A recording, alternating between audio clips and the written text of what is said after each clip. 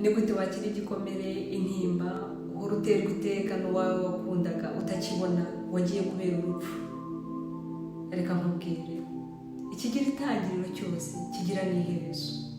Izuba rirasa rikarenga, imvura irahinda, ikagwa, igahita. Natwe iyo tuvutse rero nta kindi kiba gikurikiyeho uretse urupfu. Urupfu ni ikintu tuzajya tumenyera, ni ikintu tuzajya twakira kitugora cyane, yewe bamwe nta nubwo baba bashaka no kuruvuga. Ariko uko byagenda kose turi ibiremwa bipfa, kandi urupfu tugendana narwo. Ntitumenye isaha, ntitumenye umunsi, ntitumenya n'ikizatwica ngo tukirinde. Ikibabaje rero nta n'icyizere dufite ko hazaboneka umuhanga mu by'ubushakashatsi uzabikoraho ngo ajye atubwira ati uzagenda igihe iki n'iki, hazaba ari isaha iyi n'iyi, uzicwa n'iki kintu. Oya, nta cyizere tubifitiye. Icyo dushinzwe no guhora tugize gute, twiteguye. Ibi bisobanuye ko ubuzima bwacu ari urugendo rw'intambwe imwe ku yindi tugana ku rupfu. Ese niba ejo hacu ari urupfu, mwumva hashamaje?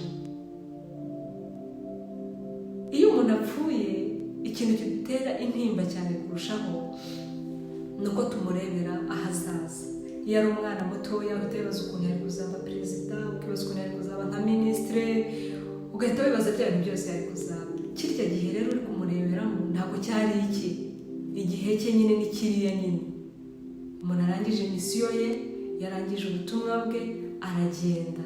So rero munyemerere twige kubaho uyu munsi wa none, tubikire ejo. Ariko ntitureke kubaho uyu munsi ngo tubikire ejo, kuko uyu munsi niwo ufite agaciro. Aka kanya, uyu munota, nibyo by'ingenzi kuri twebwe kurusha hahandi hazaza, kurusha n'ahandi hatambutse. Mureke rero mbabwire, umuntu wese ushavuye kubera uwo yabuze, ndagira ngo ufunge amaso gatoya. Ufunga amaso gatoya, urabona isura ya wa muntu wawe, urumva ijwi rye, uribuka ibyo yakubwiraga byose. Uko nguko bimeze niko nawe aho ari akubona. Impamvu umurebesha n'amaso y'umubiri ntumubone, ariko wafunga gatoya ukamubona, nuko hari ibindi biremwa turi byo. Turi roho zituye mu mubiri, turi abana b'Imana, twari mu ishusho y'Imana, kandi twese turangana imbere y'Imana. Uko niko kuri rero, ntabwo dupfa, hapfa imibiri. Uyu mubiri ni igikoresho dufite kidufasha gukora ibintu byose dukora. Uyu mubiri, uyu munwa, ni igikoresho kimfasha kuvuga. Ntafite uyu munwa ntabwo navuga ngo bikunde. Ariko njyewe ntabwo ndi uyu munwa. Iyo uvuze uti umunwa wanjye, umutwe wanjye, akaguru kanjye, akaboko kanjye, wowe nde? Njyewe nde? Ahubwo ukora ubushakashatsi uhishure ngo mbese uwo njyewe, iryo jambo njyewe ndinde? Umuyobozi w'ikinyabiziga, umushoferi utwaye imodoka, ntabwo uriya muyobozi aba ari kiriya kinyabiziga. Ariko kiriya kinyabiziga kigira agaciro kubera ko umushoferi akicayemo. Umushoferi aramutse atariho hariya ngo ayobore kiriya kinyabiziga, niyo wenda tuve ko gicitse feri, cyari kiri ahantu giparitse, ntabwo cyagenda mu nzira ikwiye. Rero uyu mubiri ugira agaciro kubera ko roho iwurimo. Ariko iyo roho yawuvuyemo, umubiri uhita utakaza agaciro, bakajya kuwushyingura. Uzarebe iyo umuntu apfuye agishiramo umwuka ako kanya, ahita ahindurirwa amazina, batinya kwigendera, intumbi, umurambo. Hari uwagiye, ninde wagiye? Ni twebwe, ni batwebwe nyirizina, batwebwe batuye muri ino mibiri. Turekeraho kwibona ko turi ino mibiri, ahubwo twumve ko turi ibindi biremwa bitangaje, ahubwo bikorera muri uno mubiri. Uzarebe, ushobora kuba uri mu kazi uri gukora, ariko wowe nyirizina wibereye nko muri Amerika kandi wicaye mu Rwanda, cyangwa se uri muri Mozambique ukajya wibona mu Rwanda, ukajya wibona i Kigali. Umuntu yarakugera gutya ugasa nkaho wikanze.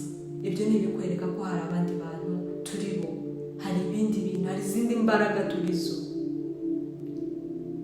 Kuko uramutse uhaye uyu mubiri ntabwo bajya bavuga ngo kanaka yapfuye, kanaka yigendeye.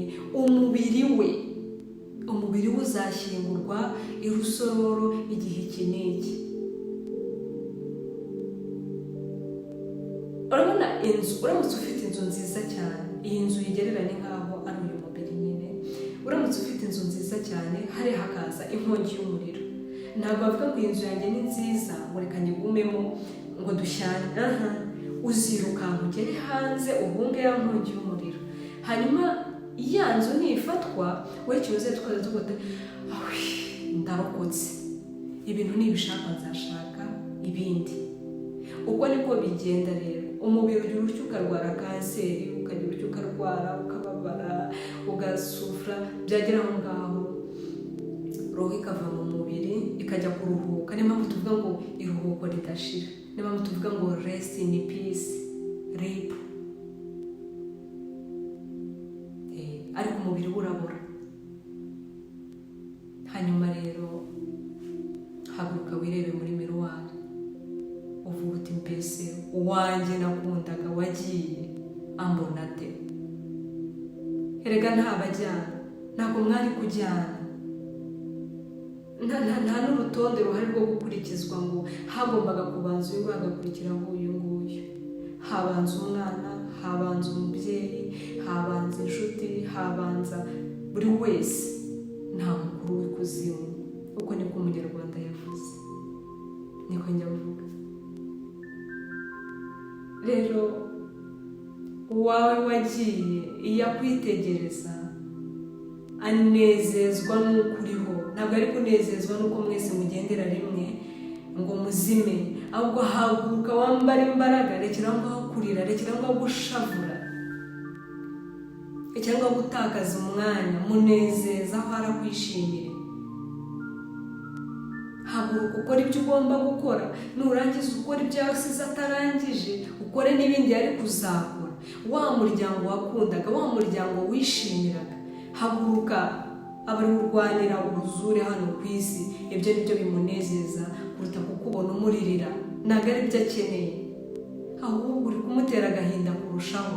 Akeneye kukubona uri umuntu w'umunyembaraga, akeneye kukubona uri umuntu ufite umuryango useka nka kwa kundi mwari mumeze kera.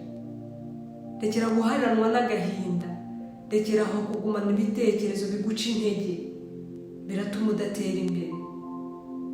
Ahubwo mubone nk'aho ari umuntu uri ahantu uri kukureberera, maze umuhereze ibyishimo, muhereze umunezero.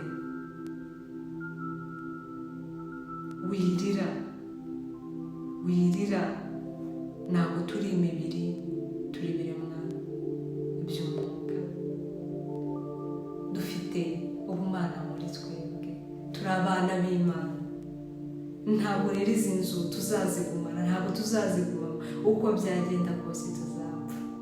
Tureke kwifata nk'aho turi ibiremwa bidapfa, twakira urupfu, twumve yuko ari ikintu tugendana nacyo umunsi umwe ku wundi, tutazi igihe kigomba kutugereraho, ariko ntikiba kure yacu.